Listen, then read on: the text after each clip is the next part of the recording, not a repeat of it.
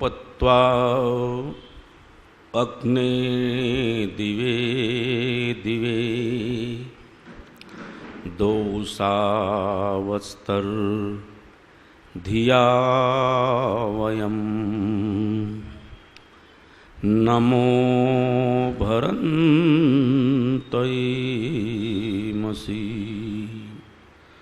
ओम शांति शांति शांति। सम्मानित आर्य भद्र पुरुषों, मातृशक्ति, सब सत्य विद्या और जो पदार्थ विद्या से जाने जाते हैं उन सबका आदि मूल परमेश्वर है। सत्य विद्या का अर्थ है वेद, इसलिए लिखा वेद सब सत्य विद्याओं का पुस्तक है। और अभी आप भजन सुन रहे थे, ज्ञान का सागर चार वेद, ये वाणी है भगवान की, अर्थात वेद ईश्वर की वाणी है। आदि सृष्टि में परमात्मा ने चार ऋषियों को जो ज्ञान दिया उसका नाम वेद है। वेद परमात्मा ने चार ऋषियों की आत्मा में प्रकट किए, और जो ज्ञान सृष्टि के प्रारंभ में मिला उसका नाम बोलो वेद। वेद का नाम ही ज्ञान है, वेद मैंने ज्ञान।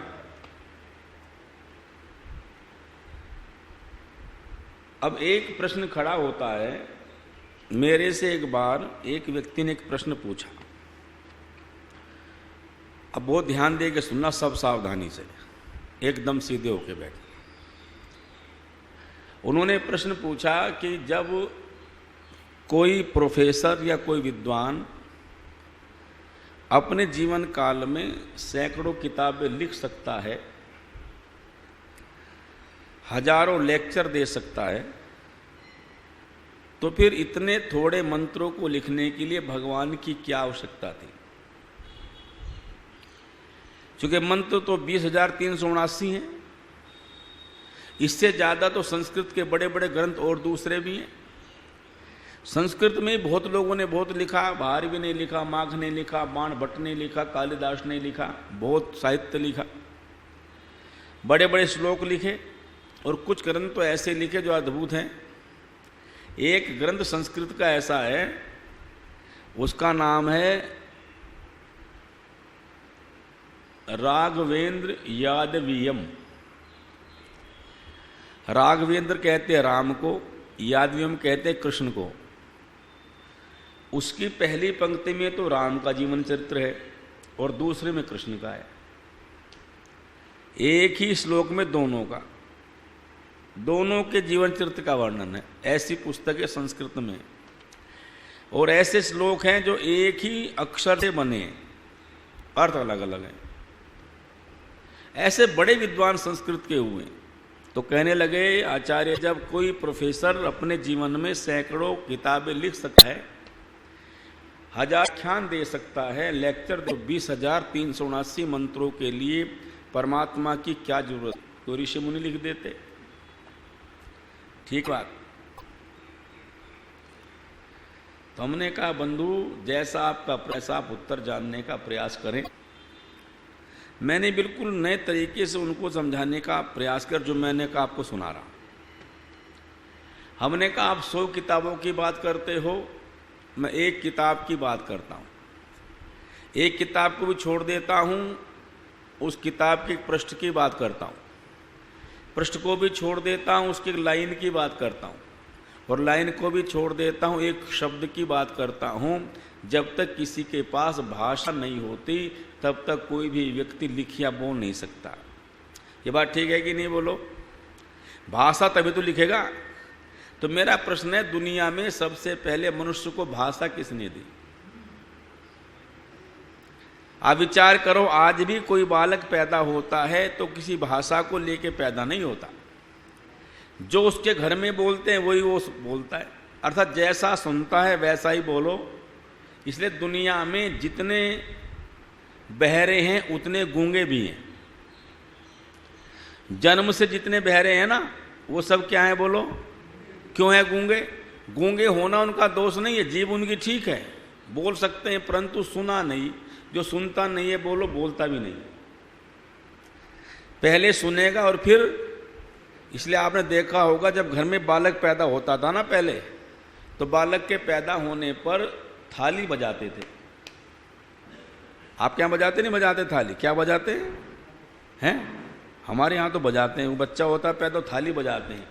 लड़के के होने पर बजाते हैं, लड़की के होने पर तो कम बजाते हैं लोग। लड़के खुशी ज़्यादा मानते, लड़का हुआ तो लोग बहुत खुश होते हैं, लड़की हो जाए तो ज़्यादा खुश नहीं होते। आजकल तो होने लगे, पहले तो जो माताएं होती थी लड़की के होने पर खुश नहीं होती थी, और दादी तो बिल्कुल नहीं होती थी खुश। दादी तो सोचती थी मेरे को दुश्मन आ गई। कोई पूछता था क्या हुआ बहू पे, बोले पत्थर हुए, ऐसे बोलती, पत्थर बतावे लड़की को। तो लड़कियों को ऐसे बोलते थे पत्थर हो गए, कुछ भी नहीं हुआ जी, क्या बताएं जी, हमारी तो किस्मत ही खराब हो गई। लड़के हो जाए तो बड़ी किस्मत मानते थे, क्यों जी लड़के ज़्यादा सेवा करते हैं। देखो लड़कियां वह हैं जो कभी भी अपने आप को बूढ़ा, अपने बाप को बूढ़ा नहीं कहती। लड़के क्या कहें, बूढ़े ने मुझे क्या दिया, बूढ़ा कहें। और एक बात और देखो, लड़की वह जो थोड़े में संतुष्ट होती हैं, और लड़कों को चाहे सारी संपत्ति दे दो फिर भी क्या कहेंगे, तूने मुझे, जल्दी बोलो, ऐसे लड़के। और आप लड़कों के लिए मरते रहते हो, बेटियों का सम्मान नहीं करते हो। तो बेटियों का खूब सम्मान करो। तो जब बच्चा पैदा होता था तो थाली क्यों बजाते थे? ये चारों तरफ देखेगा, पता चले ये ठीक सुनता है। ये साइकोलॉजी थी। हमारा कोई भी काम अवैज्ञानिक नहीं होता। आर्यों कोई काम बोला अवैज्ञानिक, सबके पीछे विज्ञान है, साइंस है। तो बचपन से जो सुनता है बोलो वही। अब प्रश्न ये है कि सबसे पहले सृष्टि में पैदा होने वाले मनुष्यों ने जब कोई मंत्र सुना नहीं तो बोला कैसे होगा? जब कोई अक्षर सुना नहीं तो वो तो गूंगे रहे होंगे। तो कौन ऐसा है जिसने सबसे पहले उन्हें सुनाया? है कोई ऐसा? तब का प्रथम वाचन बृहस्पति, सबसे पहले परमात्मा ही बोला। यदि परमात्मा ज्ञान ना देता तो कोई ज्ञान प्रकट नहीं। जिस कारुणिक परमात्मा ने, मैं फिर एक बात कह दूं, जिस कारुणिक परमात्मा ने सबको उनकी भाषा दी, पशुओं को भाषा दी कि नहीं दी? पक्षियों को भाषा दी, तो क्या मनुष्यों को भाषा ना देता? तो जो भाषा, जो ज्ञान परमात्मा ने मनुष्य को दिया उसका नाम वेद है। उसका नाम क्या है बोलो?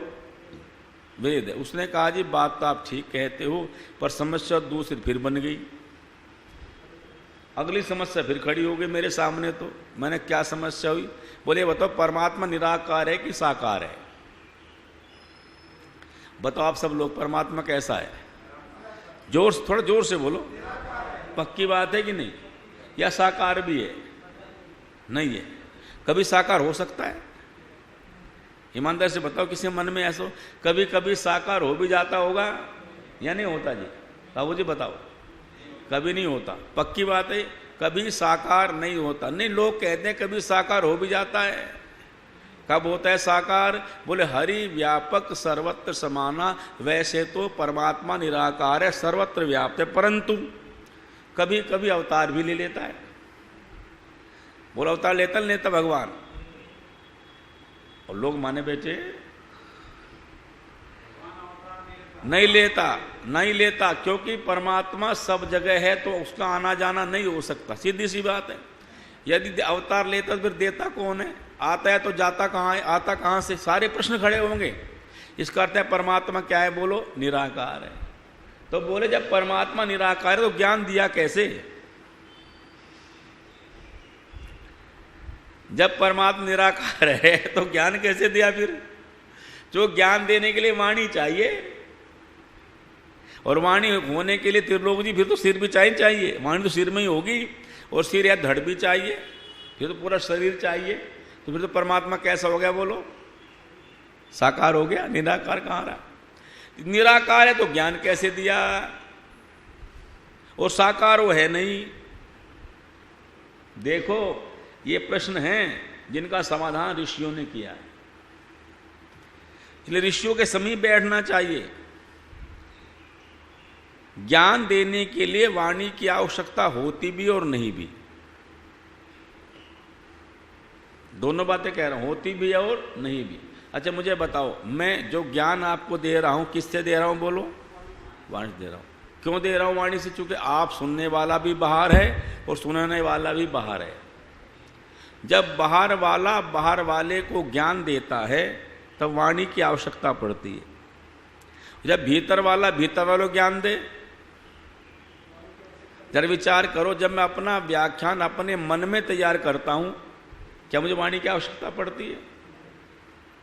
तो परमात्मा ने ज्ञान दिया कैसे? परमात्मा ने बाहर ज्ञान नहीं दिया, परमात्मा ने भीतर ज्ञान दिया, अर्थात ऋषियों की आत्मा में ज्ञान दिया। इसलिए वेद कहते हैं यत प्रेरत नाम दिया। बोले परमात्मा कहाँ है जी? हृदय में।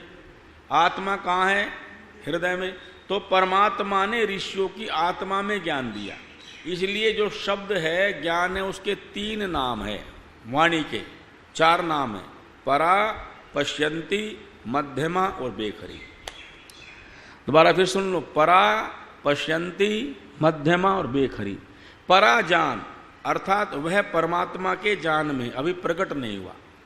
पश्यंती, जब वह ऋषियों के हृदय में दिखाया तब क्या होगा? बोले पश्यंत, ऋषियों ने देखा, और जैसे ही देखा तो जैसा देखा, जैसा ज्ञान मिला वैसा वाणी बोली। किसकी वाणी बोली? ऋषियों की। और जब बोली तो वो बिखर गया, इसका नाम है बेखरी। जब शब्द वाणी में आता है बिखरता है तब क्या कहलाता है? बोलो बेखरी। उसे कहते हैं बेखरी वाणी। और पश्यंती और बेखरी के मध्य में जो रही, जो देखी जा रही है, उसे कहते हैं मध्यमा। और जैसे वो जान परमात्मा ने ऋषियों की आत्मा में दिया, वैसे ऋषियों ने अपनी वाणी खोली, और जैसे ही वाणी से बोला वैसे ही सब ने सुना, और सब ने सुना तो सब ने बोला। इसलिए वेद का नाम पड़ा श्रुति।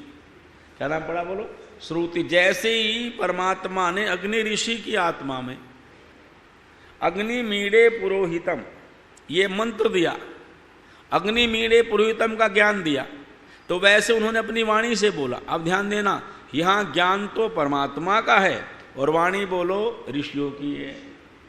जैसे यह हारमोनियम यहां रखा हुआ है मेरे पास,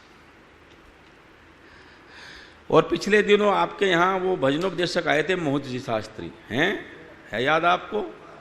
उससे पहले भीष्म जी आए थे। तो मोहित जी और भीष्म जी हारमोनियम को बजाते होंगे, बजाते थे नहीं बजाते थे? जोर से बोलो। और भजन गाते थे। अब मुझे बताओ, ये जो हारमोनियम है इसमें जो तर्ज बजती है वो बजाने वाले का ज्ञान है या हारमोनियम का ज्ञान है? जोर से बोलो थोड़ा। बज कहाँ रहा है? हारमोनियम में। क्योंकि हारमोनियम में ज्ञान है ही नहीं, ज्ञान तो बजाने वाले के दिमाग में है। बज कहाँ रहा है? ध्यान दे सुनना, बज कहाँ रहा है? हारमोनियम में। जैसे बजाने वाले का ज्ञान हारमोनियम में बज रहा था, वैसे ही परमात्मा ज्ञान ऋषियों में बज रहा था। आवाज किसकी थी? वाणी किसकी थी? ऋषियों की। और ज्ञान किसका था? परमात्मा का। इसी प्रकार से परमात्मा ने चारों वेदों ज्ञान मनुष्य मात्र के लिए दिया। अब बात समझ में आ गई? और क्यों दिया? अच्छा, और दूसरे ग्रंथ भी ये कहते हैं कि नहीं, वेद नहीं, हमारी पुस्तक ईश्वरीय ज्ञान है। जैसे इस्लाम के लोग कहते, मुसलमान भाई कहते हैं कि ये जो हमारी कुरान शरीफ है ये खुदा इल्हाम है, खुदा का दिया ज्ञान है। जैसे बाइबल वाले कहते हैं कि ये भी खुदा का ज्ञान है, जिंदावस्था वाले कहते हैं ये भी, परंतु इसकी समीक्षा करनी पड़ेगी। क्या ये खुदा का ज्ञान है, ईश्वर ज्ञान हो सकते? क्यों नहीं हो सकते? इसलिए नहीं हो सकते, ध्यान देना। मुझे एक बात बताओ, क्या कुरान से पहले कोई ज्ञान दुनिया में नहीं था? मैंने एक मौलाना साहब से पूछा कि आप ये कहते हो कुरान ईश्वरीय ज्ञान है, खुदा इल्हाम है, क्या कुरान से पहले कोई ज्ञान दुनिया में नहीं था? उसने कहा हाँ जी था, जिंदावस्था थी और जबूर थी, इंजील थी, कई पुस्तकें थी। मैंने जब वो पुस्तक पहले से विद्यमान थी, वो किसका ज्ञान था? बोले वो खुदा का ज्ञान था। तो मैंने कहा जब खुदा का ज्ञान पहले से विद्यमान था तो फिर नए ज्ञान की आवश्यकता थी? भाई यदि ज्ञान पहले से, नए ज्ञान की क्या जरूरत है? उन्होंने कहा जी जो कमी खुदा ने पहले ज्ञान में छोड़ दी थी कुरान में पूरी कर दी। अच्छा बोलो, क्या भगवान भी गलती करता है? क्या ईश्वर गलती करेगा? ईश्वर तो पूर्ण है ना। बोलो जोर से बोलो, ईश्वर क्या है? पूर्ण। उसका ज्ञान भी क्या होगा? इसलिए जितने भी ग्रंथ दुनिया में हैं, उन ग्रंथों के उत्पन्न होने से पहले उनकी भाषा दुनिया में थी, पर एक भी विद्वान धरती का ऐसा नहीं है जो बता दे कि वेद से पहले कोई भाषा दुनिया में थी। इसलिए वेद का ज्ञान सबसे पहला ज्ञान है। इसीलिए जब ये प्रश्न खड़ा हुआ कि संसार की लाइब्रेरी में सबसे प्राचीन पुस्तक कौन सी है, सबसे पहली किताब कौन सी है, किसको सबसे पहली पुस्तक होने का दर्जा दिया जाए, स्थान दिया जाए, तो सब मतांतर वालों ने भी, सब विद्वानों ने एक कहा कि ऋग्वेद संसार का सबसे पहला ज्ञान का पुस्तक। वेद से पहले कोई पुस्तक ज्ञान का दुनिया में बोलो, अर्थात मनुष्य की उत्पत्ति का काल जितना है उतना वेद की उत्पत्ति का काल है।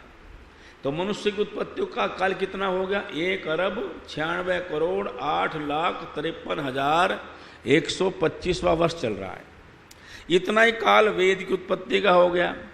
तो परमात्मा ने आदि सृष्टि में 4 ऋषियों की आत्मा में जिस ज्ञान को प्रकाशित किया उसका नाम क्या है? बोलो जोर से। उसका नाम है वेद। वेद कितने हैं संख्या में? 4। ऋग्वेद, यजुर्वेद, सामवेद और अथर्ववेद। ऋग्वेद का ज्ञान परमात्मा ने अग्नि ऋषि की आत्मा में दिया। यजुर्वेद का ज्ञान परमात्मा ने, बोलो, वायु ऋषि की आत्मा में दिया।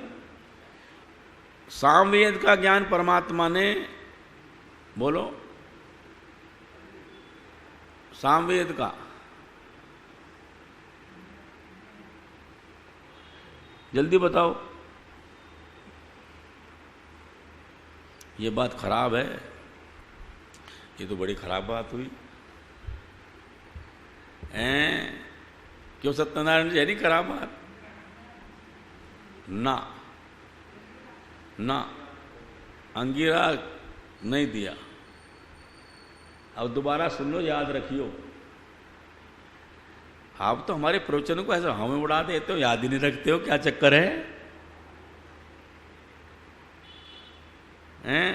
सब लोग थोड़ा